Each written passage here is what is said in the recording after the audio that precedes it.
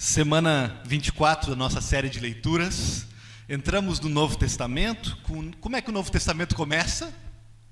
Com o nascimento de Jesus Cristo. Então não tem como fugir. Teremos uma mensagem de Natal em pleno mês de agosto. Eu sei que é meio estranho. E quem não estiver acompanhando a nossa série vai pensar que o pastor está tentando estimular a economia, né? Antecipando o Natal para o mês de agosto. Mas não é o caso, gente. Apenas estamos seguindo a sequência cronológica das histórias bíblicas. E depois de 23 semanas percorrendo o Antigo Testamento, começamos hoje a destacar a vida e a obra de Jesus, com o seu nascimento, né? Começando. Nessa semana a gente teve o privilégio de ler quase todos os textos bíblicos que falam do nascimento de Jesus. E nos deparamos com uma palavra que permanentemente está atada ao nascimento de Jesus. É o conceito mais importante, teologicamente, existencialmente, sobre o Natal. Palavra, conceito é encarnação. O Natal, gente, é muito mais que o nascimento de uma criança especial. É a encarnação de Deus. O Natal é mais que a versão romantizada e infantil que fala de bons sentimentos.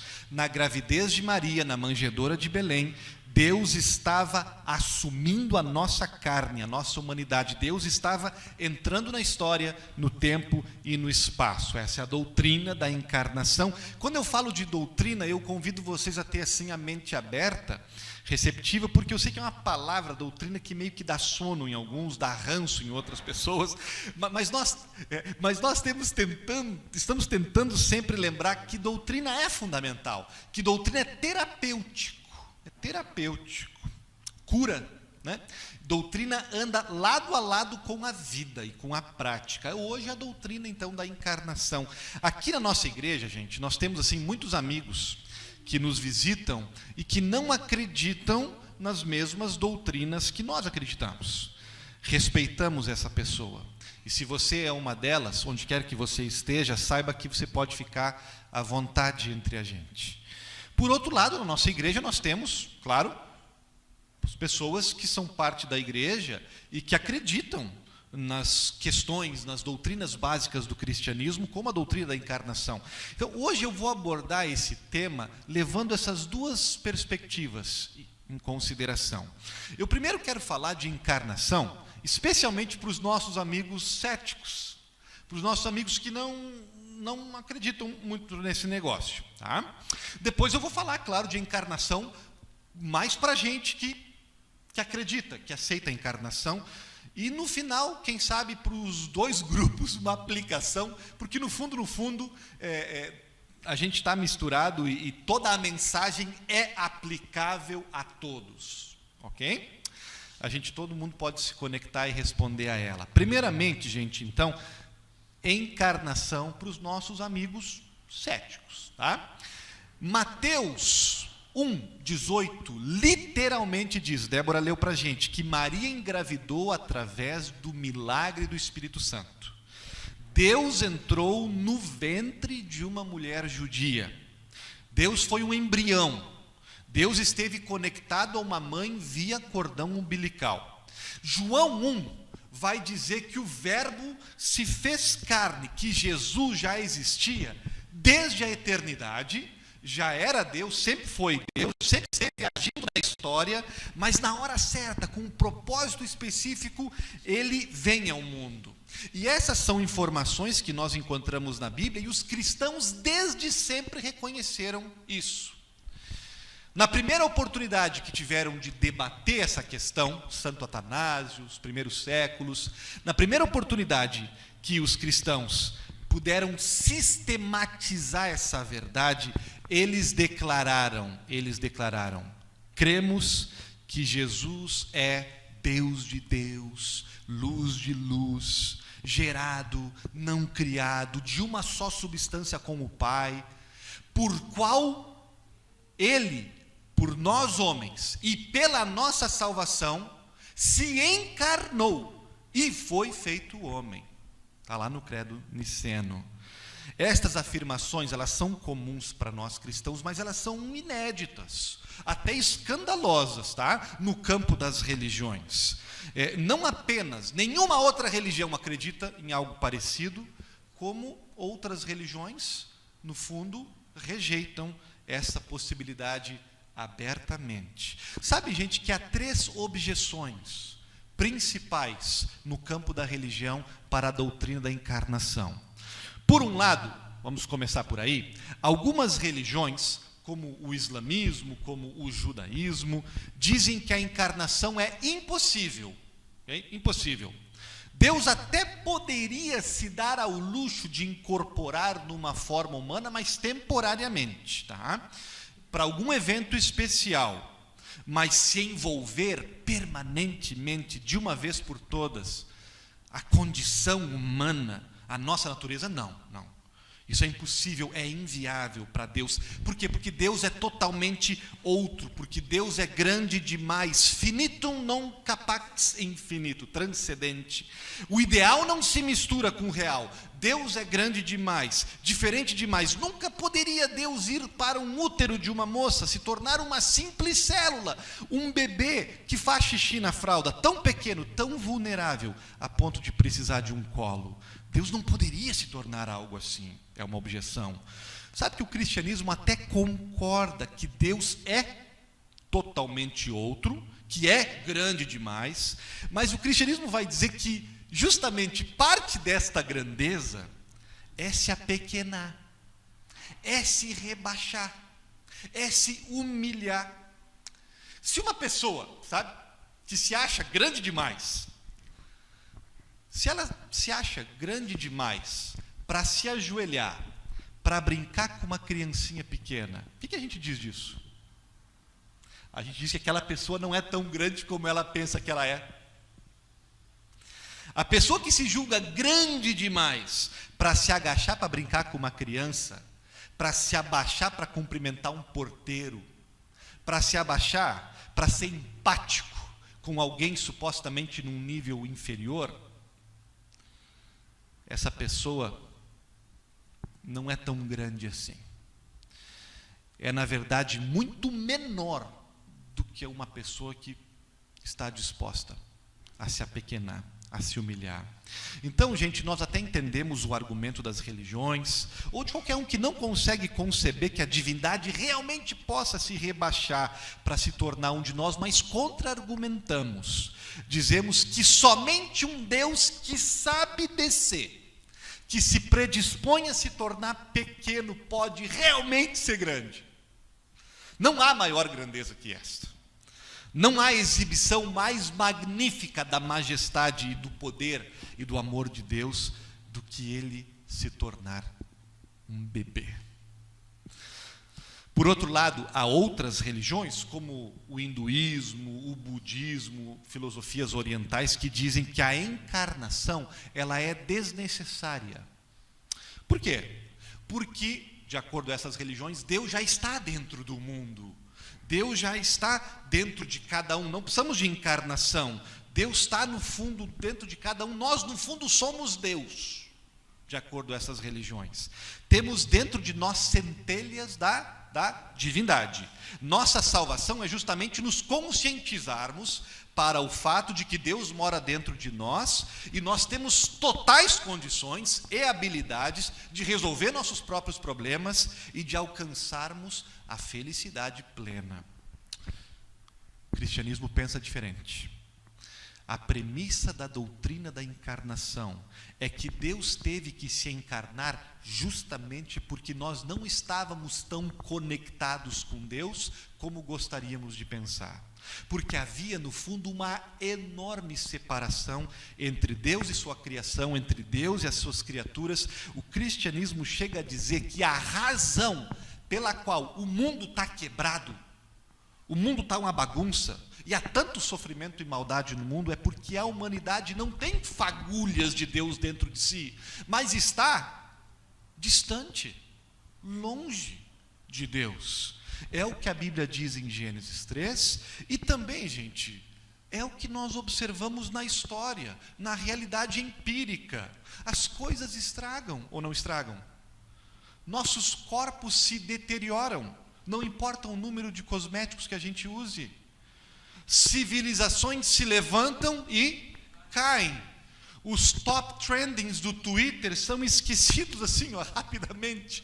Não importa quão duro a gente trabalha para nos blindar, para nos imunizar, para nos conservar, para nos organizar em sociedade, tudo vai ladeira abaixo. Deus, gente, não está em essência na nossa natureza, pelo contrário, por natureza somos Romanos, inimigos de Deus, hostis a Deus. Sabe que outra perspectiva crítica da ideia de Deus se encarnar vem assim das religiões, das ideologias, das filosofias que dizem que a encarnação ela é irrelevante, impossível, desnecessária e agora irrelevante. Justamente, de acordo com estas crenças, porque a carne, a matéria, o físico não tem valor em última instância. Apenas tem valor o espiritual, apenas tem valor a alma. E que Deus, por que é que Deus se encarnaria se a meta final, suprema do ser humano religioso é justamente desencarnar-se, livrar-se dessa carcaça que chamamos de corpo, dessa prisão que é supostamente a carne. Sabe, gente, que o argumento até faria sentido se carne, matéria, o lado físico do mundo do ser humano fosse realmente mal, inferior ao espiritual. Mas não é o que nós encontramos no cristianismo. O que encontramos no cristianismo é justamente o contrário. Deus criou a matéria, Deus criou o mundo, o ser humano, e exclamou como Milton Leite, narrando o jogo, que beleza! Deus amou e ama a criação, e cada um de nós na nossa totalidade, não apenas uma parte de nós. A encarnação é uma prova disso, sabe? A encarnação é a última palavra de Deus. Eu amo o mundo, eu amo a todos e amo cada pedacinho de vocês, cada detalhe da vida de vocês. Tudo o que eu criei é sagrado aos meus olhos e é alvo das minhas promessas de restauração. Gente, em resumo, eu não sei se ao tocar nestas opiniões, se você se sentiu representado, mas com todo carinho, em espírito de diálogo, nós cristãos nos atrevemos a crer e a valorizar a encarnação de Deus. Impossível? Para Deus não há impossíveis. Desnecessária? Seria se realmente a teoria da evolução, o poderoso vulnerável, o inacessível próximo, o remoto Emanuel. Deus fazendo um furo no nosso mundo e entrando por dentro, para valer. Não existe nada igual no campo das religiões. Nenhuma outra fé reivindica tal afirmação. Não queremos forçar esta crença em ninguém, gente. Não queremos fazer isso com os nossos amigos mais céticos. Apenas convidamos a que respeitem e, quem sabe, considerem. De onde vem a sua dificuldade de crer nisso?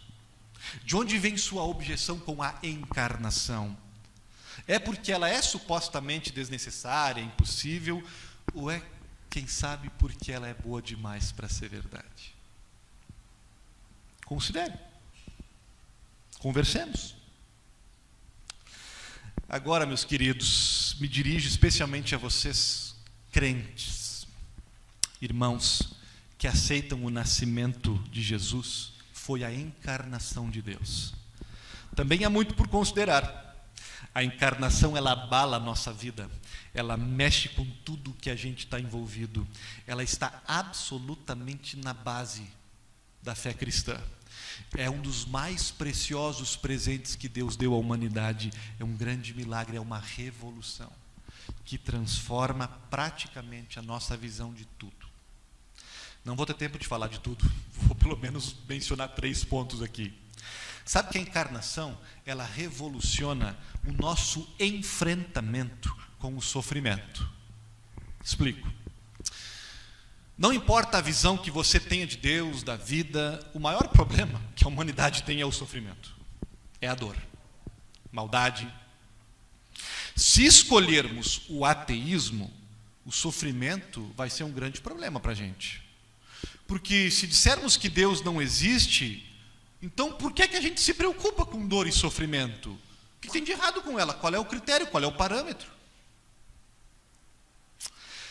E se nós escolhermos crer num Deus que é meio abstrato, sabe? Genérico, que não se revela claramente, que não se envolve, também não teremos resposta. Porque se Deus é bom e poderoso, por que Ele não acaba com o sofrimento? Essas são questões muito difíceis de responder, tanto para quem não acredita em Deus, como para quem acredita num Deus meia boca, num Deus genérico. Nós acreditamos num Deus encarnado. E aí nós temos uma visão consoladora para oferecer diante da dor. Podemos não ter todas as respostas, mas nós temos a principal. Como assim? É que a doutrina da encarnação nos revela um Deus que não está alheio, que não ficou assistindo o sofrimento da humanidade de fora. Nos revela um Deus que diz: meus filhos, eu odeio tanto sofrimento, e eu amo tanto vocês, que eu me voluntario para entrar na bagunça de vocês, e eu assumo uma carne, uma pele, para que eu possa carregar, de fato, o sofrimento, de uma vez por todas. Meu filho, o único jeito de destruir para sempre o sofrimento é se eu, o teu Deus, encarar o sofrimento, é se eu experimentar ele. E eu só consigo destruir o sofrimento sem destruir o sofrimento. Tem duas atitudes, gente, muito nocivas, que as pessoas têm e não precisam ter, porque a doutrina da encarnação nos liberta. Duas atitudes nocivas. Talvez você vai se identificar. Qual é a primeira coisa que uma pessoa que está sofrendo pensa, diz para si mesma? Alguma coisa está errada comigo. Eu devo estar pagando por algum castigo. Muitas vezes, quando a dor nos pega, gente, nós passamos a nos odiar, pensando que algum tipo de karma, que algum tipo de punição, e aí a gente adiciona mais culpa em cima, mais confusão em cima. A doutrina da encarnação nos liberta de pensar assim. Sabe por quê? Porque ela nos mostra que tanto pessoas ruins como boas sofrem igualmente. Porque a pessoa mais boa da história que entrou nesse mundo, a mais correta, a mais perfeita, sofreu. E não era castigo nenhum dela. Deus se encarnou e sofreu. O mundo não funciona num sistema perfeito de causa e efeito. Segundo lugar, qual é a outra coisa que a gente faz? Se a gente não culpa a gente mesmo pela dor que a gente está sentindo, a gente aponta o nosso dedo para quem? A gente diz: eu não me odeio, mas eu odeio a Deus. Deus deve ser insensível e cruel em permitir uma coisa dessas comigo. A doutrina da encarnação nos liberta desse pensamento nocivo também, porque nos diz, gente, que Deus voluntariamente veio e sofreu as piores coisas, justamente para acabar com o sofrimento que a humanidade passa. Gente, um Deus assim não pode ser insensível, gente. Um Deus assim não é indiferente, não temos o direito de pensar uma coisa dessas. Por alguma razão, não temos todas as respostas para o sofrimento quando a gente passa por ele. Não temos todos os porquês, os paraquês. Às vezes temos, sabe? Às vezes não temos.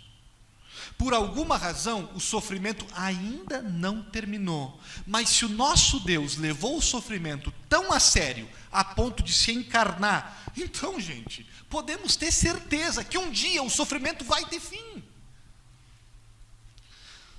Por que é que ainda não acabou? Eu não sei.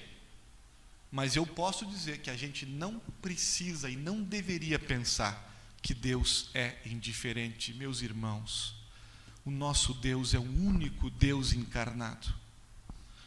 Nosso Deus é o único Deus ferido, com cicatrizes. Tem um monte de deuses aí fora, panteísta, teísta, abstrato, um monte de deuses que não fazem absolutamente nada. Aqui tem um Deus que está cheio de dores. Um Deus que sofre, um Deus que tem cicatrizes nas mãos, nos pés, na costela, que falam contigo. Ninguém tem um Deus com cicatrizes que fala com a gente. A doutrina da encarnação, ela revoluciona o nosso enfrentamento do sofrimento, porque nós temos um Deus que tem experiência com o que a gente passa. Temos um Deus que não está simplesmente punindo, recompensando pessoas. Às vezes pode ser que isso aconteça, tá? Mas isso não explica totalmente o sofrimento. A encarnação nos tira desse lugar que fica buscando o tempo todo uma explicação simplista para o sofrimento, nos tira do beco de saída e nos leva para o lugar da fé, da confiança. Essa dor é temporária. Porque nós temos um Deus que nos ama e nos ama no meio da dor. Ele passou por isso. A doutrina da encarnação, ela também revoluciona a nossa visão da pobreza. Ok? Jesus Cristo não é apenas o único Deus com cicatrizes, ele também é o único que tem um corpo. Ele assumiu o corpo humano, ele viveu, morreu, ressuscitou, e ele subiu aos céus com esse corpo. E o corpo que ele assumiu não foi qualquer corpo. Não foi o corpo de uma pessoa importante, de um rei de sua época. Ele intencionalmente, gente, escolheu entrar no mundo como uma criança pobre. Ele foi, poderíamos dizer, um refugiado na sua infância. Ele foi sozinho na sua vida adulta. Ele experimentou um julgamento injusto. Ele morreu violentamente. Deus, de propósito, entrou no mundo numa família de periferia. Ele passou a sua vida na base da pirâmide social. E o que isso significa? Que nossa fé tem algo a dizer, com conteúdo, com integridade, sobre salvação da alma depois da morte, ao mesmo tempo que fala de um Deus que se preocupa com a nossa vida antes da morte, com o corpo da gente, com a nossa família, com os nossos amigos, com as nossas profissões, com a nossa saúde, com o meio ambiente, com a sociedade. Porque em Jesus Cristo encarnado, Deus veio redimir alma e corpo. Lembram quando ele ressuscitou? Enquanto alguns lhe confundiam como um mero fantasma, ele pedia peixe e convidava as pessoas para tomar um café da manhã. Quando Deus se encarnou, ele estava começando uma missão, gente. Atentos a isso. Que é muito maior do que simplesmente levar pessoas um dia para o céu. O céu é só o começo do que ele tem preparado para a gente. Ele se encarnou para restaurar todas as coisas, para consertar toda a criação, para falar de ressurreição. Isso é revolucionário. Matéria importa, comida e bebida que tem gosto bom, uma casa limpa que cheira bem, e as pessoas que não têm essas coisas precisam ter essas coisas em algum momento. Isso é parte da nossa missão também. Uma fé ativa no amor importa. O cristianismo não fica sentado de braços cruzados esperando as coisas acontecerem. O cristianismo é luta para abençoar as pessoas com paz interior, mas com vida em abundância, com vida vivida. na realidade. Sabe onde mais a encarnação mexe? Ela mexe também com a esperança da gente. Nosso olhar para a vida, nossos sonhos, nossa fantasia. Sabe que quando a gente lê aquelas histórias, nossas poesias favoritas, nossos filmes, nossas músicas, aquelas que nos fazem chorar, aquelas que nos enchem de alegria, de expectativa, aquelas que dizem assim: o amor é mais forte que a morte, o bem vence o mal no final, caráter vale mais do que sucesso, vida humana é mais importante que uma montanha de dinheiro. Sabe quando a gente lê essas histórias, vê esses filmes e diz: sim, sim, é verdade, eu preciso disso, eu quero isso. A gente torce por isso, mas qual evidência a gente tem de que isso é verdade? Porque a ciência não prova isso para a gente. Ciência não prova que o amor é mais forte que o mal, que a vida humana é mais digna que um monte de químicos, células e biologia. Green Day canta que os caras legais chegam por último. Legião Urbana canta que os bons morrem jovem. João amava Teresa, que amava Raimundo, que amava Maria, que amava Joaquim, que amava Lili, que não amava ninguém. Então a gente tem, de um lado, o nosso desejo de que o bem vença o mal, de histórias que dizem isso. Por outro, a gente também tem um monte de histórias e um monte de fatos que não garantem esse final feliz, esse sonho realizado. O que está certo? Como cristãos, a doutrina da encarnação, Jesus invadindo este mundo e dinamitando o muro que separa a humanidade de Deus, nós temos razões para acreditar que o bem vence o mal. Quando lemos A Bela e a Fera, nós temos razões para acreditar que existe sim um amor que ultrapassa prisões e nos redime em nossas monstruosidades. Podemos assistir Peter Pan e afirmar com convicção: um dia eu vou voar e um dia eu nunca vou envelhecer. Podemos, com a Bela adormecida, esperar, mortos vivos em nossos pecados, o nosso príncipe da paz chegar para nos ressuscitar. Será verdade isso, gente? Podemos ter essa esperança? Pode apostar que sim. Estas histórias que a gente lê e se identifica e sonha estão ancoradas numa história verdadeira, histórica, legítima, que começou a acontecer quando Deus disse para Adão e Eva: eu vou salvar vocês, e que teve um momento ápice quando Cristo entrou na história, nascendo em Belém. Deus veio a este mundo e enfrentou o dragão. Apocalipse nos conta essa parte do Natal. Está lá, é só conferir. Gente, a doutrina da encarnação, ela revoluciona tudo. Ela nos dá ânimo para viver. Ela nos coloca um olhar positivo, otimista, esperançoso para a nossa vida. E como é que a gente responde a ela? Já falamos um pouquinho de implicações, mas eu quero ser um pouco mais enfático. O que isso tem a ver com a gente? Okay? Como é que a gente responde? Quando a gente lê, sabe, os relatos do nascimento de Jesus, sabe que cada autor tem um foco. Tá? Lucas destaca Maria, Mateus, do nosso texto hoje, fala mais de José. Vocês viram? José vai ser o nosso modelo de resposta hoje. Quando Maria engravidou, ela e o seu noivo ficaram num grande dilema. Quando um casal de namorados judeus noivava, eles não tinham intimidade nenhuma até o casamento. E quando a gravidez milagrosa de Maria começou a aparecer, cidade pequena, todo mundo deve ter começado a comentar ou da infidelidade do casal para com Deus, ou da infidelidade da noiva para com o noivo.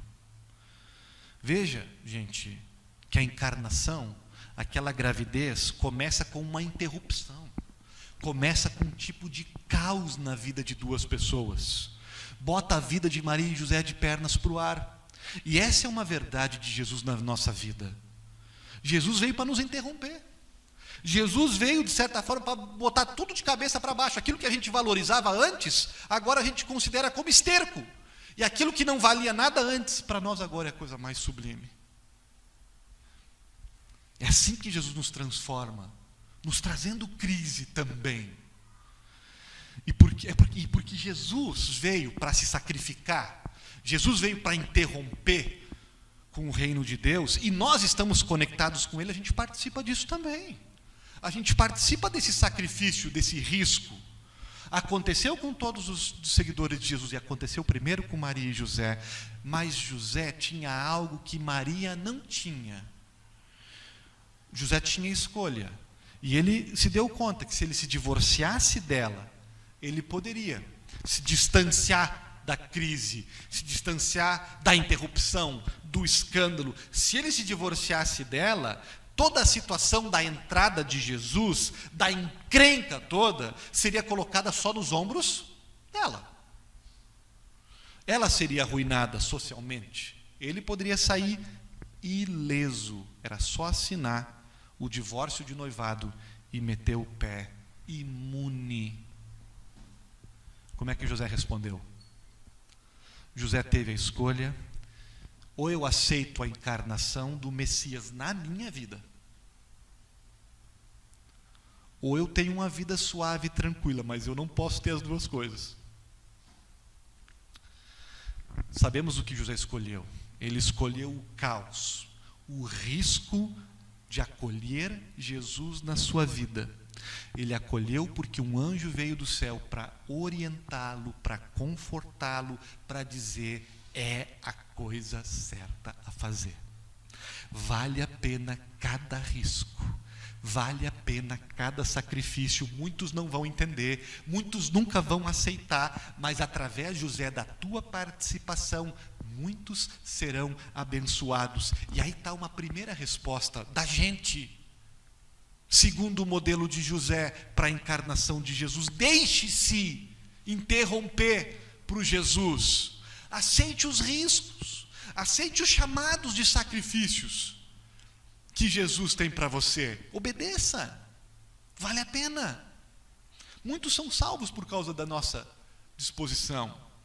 O anjo afirma a José: aceite a encarnação, participe dela, fique do lado de Maria, seja o pai que esse menino precisa. Mas o anjo também deixou um recado final para José. E aí está a nossa segunda resposta: José, não escolha o nome. O nome está escolhido já, José. Eu sei que na tua cultura, José, escolher o nome é direito do pai, mas José, você não vai poder nomeá-lo. Zezinho, José Júnior. Esse menino vem com um nome pré-determinado nos céus, na eternidade. Ele já vem com um nome próprio. A resposta de José à encarnação. Agora, além de aguentar a vergonha, a rejeição, a crise, os ajustes da vida, ele vai ter que abdicar de uma prerrogativa social, do símbolo de honra e de liderança da sua família, nomear o filho. Aquela criança entraria no mundo devidamente designada: Jesus, Emanuel. E a razão para isso, o próprio anjo disse: o nome servirá como um sinal, como um cartão de visitas, com uma etiqueta permanentemente exposta, como substantivo próprio que estaria na boca dos parentes, nos registros do cartório, nas matrículas escolares. Quem quer que se encontrasse com o filho de Maria e José pronunciaria sílabas significativas, sílabas proféticas. Para alguém atento à palavra de Deus, a alcunha denunciaria o que aquele homem tinha nascido para fazer: salvar o mundo dos seus pecados, ser Deus com a gente. E aí está a segunda resposta de José e a nossa para a encarnação: resista à tentação de você nomear o Filho de Deus, de você querer ser o agente dele, o empresário dele, que diz onde ele deve e não deve fazer e agir. Resista a ser um manipulador, não ousem nomeá-lo. Teima o anjo. Essa criança não entrará na história para ser domesticada, para servir de fantoche para você, de muleta para você. Essa criança, ceda ao teu direito suposto e abra mão da tua preferência de ter um Salvador que você possa controlar sem condições. Acolha-o como ele é. Receba com o nome que ele foi dado. Chame por Jesus de Nazaré, o Salvador dos homens, o Messias de Israel. Gente, se nós tentarmos rebatizá-lo com um nome, com um rótulo que sirva a nossos interesses pessoais, a nossas ideologias, ouviremos mais cedo ou mais tarde um anjo dizer para nós: só lamento. Não é teu direito nomeá-lo, não é possível. Nomeia quem você quiser, mas Deus você não nomeia, e é bom que você não o faça. Entenda que não é você que dá nome a Ele, mas é Ele quem dá nome a vocês. E Ele já deu, ou eventualmente dará. Não podemos nomear a Jesus, mas podemos desfrutar, descansar o nome que Ele tem: meu Salvador, meu substituto, meu Rei. E desfrutar também do nome que Ele deu para nós: discípulos, amigos, filhos. Há uma tonelada de graça aí. Amém.